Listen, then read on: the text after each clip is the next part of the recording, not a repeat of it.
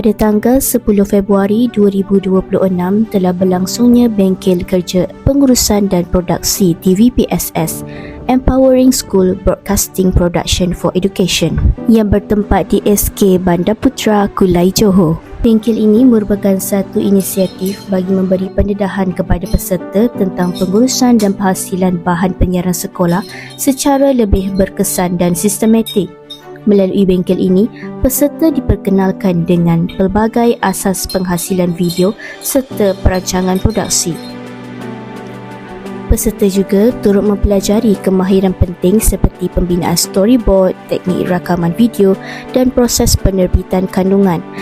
Diharapkan bengkel ini dapat membantu meningkatkan kemahiran serta memperkasakan pengurusan dan produksi TVPSS sebagai medium penyampaian maklumat dan pendidikan di sekolah.